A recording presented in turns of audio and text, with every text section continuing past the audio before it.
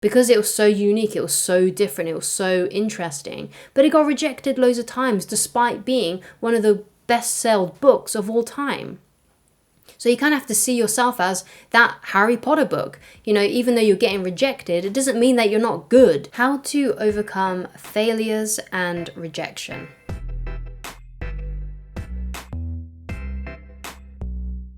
Hi guys, my name is Christine and I'm a dating, relationship and personal development coach.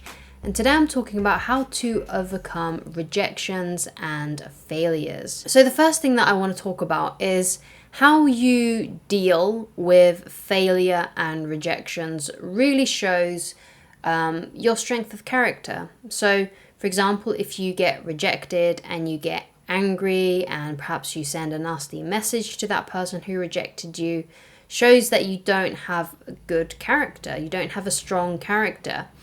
And also it goes the same for other kinds of failures in life. You know, if you get really angry and upset and you project that onto other people, then it just shows that you have a lack of character, it's really actually a lack of self-confidence as well, because you're feeling insecure and you feel like you need to shout at someone to get certainty. Of course, it's okay to feel upset, it's okay to feel angry, just as long as you kind of work it out within yourself and you deal with it in a proper way and not lashing out at others, lashing out at people that rejected you, or lashing out at people who are stopping you from achieving what you want to achieve, like getting angry at your boss, getting angry at the people that who are in your workplace, your colleagues, getting angry at your teachers if you're at school, getting angry at your peers if you're at school. Lashing out like that and lashing out at other people is going to show weakness. If you're upset about something, if you are struggling with something, if you've gone through a painful experience, like what can happen when you get rejected and when you are trying to overcome other kinds of failures in life, it's okay to feel bad about those things, but and to work through those issues on your own or with a therapist, but it's not a good idea to lash out at other people. So really how you deal and how you handle rejection and failure is really important. Someone who has a strong character and who doesn't feel insecure will deal with those hurts and those upsets on their own or with a therapist. They will do whatever they need to basically to get that energy out. They will do all that they can basically to start feeling better again and to get back on the horse, keep on going, but they will not blame other people and point fingers and be aggressive towards other people, whether that is verbal or in any other kind of way. Because failure and rejection, these experiences hurt. Like, it's not nice to be sending loads of job applications and to never hear back from employers, to always feel like you're getting rejected. And in dating as well, you ask someone out and they say no, like it hurts, it sucks. Or let's say you're trying to succeed at something else and you keep on failing. These things aren't nice, they hurt, they're disappointing, it's frustrating, but the way that you deal with it is really important. So you need to essentially feel it to heal it. You need to get those emotions out in some way, just not directed towards other people. So you can go to the gym, hit a punching bag for 30 minutes, scream into your pillow, or you go and talk to it with your friends. You search out ways how you can start feeling better. Like, one of the reasons why you might have found this video is because you searched up how to start feeling better about this kind of circumstance. So you need to feel it to heal it. So accept those emotions, accept that it sucks, and start getting through it. If you're enjoying the video so far, then please leave a like on it and please do subscribe if you haven't done so already. And if there's anything you would like me to discuss in a future video, then please leave it down in the comments. Thank you so much. So the next thing I want to talk about when it comes to how to overcome rejection and failure is perception. So the way that you are perceiving these events. Now, there are some people out there, people that are emotionally weak, people that are insecure, who give just a couple of failures and they decide to give up. They resign themselves to their fate. They believe that nothing is ever going to work out for them. They don't have a very optimistic view on life. And when these things happen, it knocks them out of the game for ages. Some people get rejected and they don't recover and they don't start dating again for years, or perhaps never if it was particularly painful. But the way that you perceive these things is really important. So someone who is a winner, someone who can overcome these kinds of experiences, these painful experiences, instead of seeing it as a horrible experience, instead of seeing it as something that is defeating, instead of letting it defeat them, they see it as a learning curve. They see it as something to help them grow and become better. Some of the most difficult and the most hardest experiences in my own life have actually been the most greatest experiences, because they have put me on a path to a better understanding, or it put me on a path to learning something. And when I learned that new thing, it completely changed my whole paradigm on life, and I was able to achieve more. I was able to have greater successes. Rejection and failures, things like that, they are really important to us because they are showing to us that this isn't for you. They are showing us that we need to work on something. They are showing us that we're not where we're supposed to be. And if you see it like that and think of it as, instead of it being an obstacle, but as something to help you grow and become better, that is when you're going to really start basically becoming like this kind of alchemist, where you change bad experiences into positive ones, into ones that help you grow and become better. So your perception, the way you perceive these events, are really important. And in truth, these things might really suck right now. It might really hurt right now.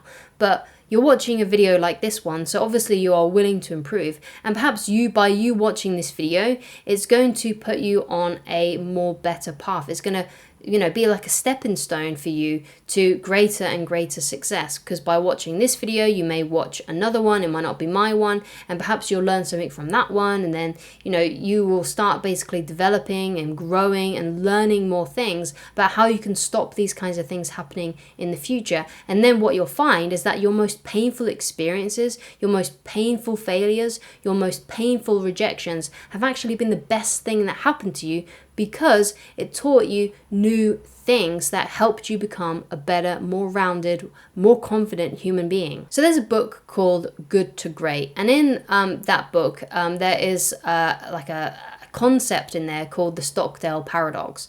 Now, Good to Great is actually a book that is based on business, but and how to create like a great company, one that will, last the test of time and is better than comparison companies. But I found some of the principles in there to actually be really helpful for not just business, but actually life situations. And one of those was the Stockdale Paradox.